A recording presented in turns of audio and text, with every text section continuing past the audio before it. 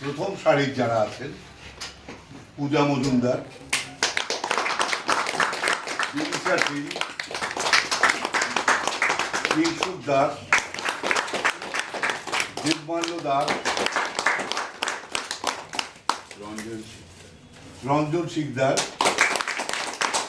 এরপরে আমি দেবাশিস চক্রবর্তী, তারপরেও সুশান্ত গাঙ্গুলি।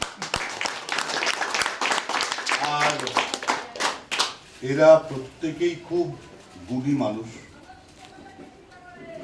এই দলটাকে যে সংগঠিতভাবে আমি হাজার চেষ্টা করলেও পারবো না, কেউই চেষ্টা করলে পারবে না, ওরাই দলটাকে এগিয়ে নিয়ে যাচ্ছে। আরও কিছু আছে তারা আসতে পারেনি, অতজন একসাথে মিলে আসা যায় না।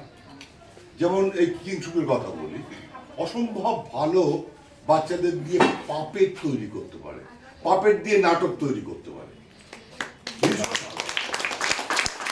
ওই আগরতলা ত্রিপুরা এনএসডি থেকেই পাস আউট, এগুলো শিখেছে বাচ্চাদের নিয়ে কিভাবে কাজ করা যায়। হ্যাঁ, সেরকম প্রত্যেকের মধ্যেই এই কি বলে রঞ্জন, আমরা বলি নন্দিনীর প্রেমিক, রঞ্জন অসম্ভব সুন্দর মূর্তি করতে পারে। এবার মানে দেখাতে পারতাম খুব ভালো হতো। এরকম বড় সরস্বতী প্রতিমা, টোটাল পুরো জিনিসটা ও তৈরি করেছে এবং অসাধারণ সেই মূর্তি। মানে মানে আমাদের নিজেদের ছেলে বলে বলছি না, ভারী সুন্দর গুণী ছেলে, তাও একটু খ্যাপা।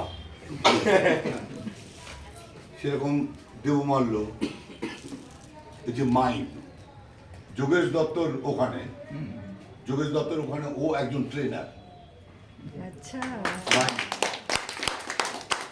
ফলে এইরকমই এরা প্রত্যেকে গুণী মানুষ, সত্যি গুণী মানুষ। ওদের থেকে যেমন আমি শিখি, আমি অনেকদিন ধরে নানান কিছু শিখছি, ওদের থেকেও আমি শিখি। সবার পরিচয় হয়ে গেছে। আচ্ছা।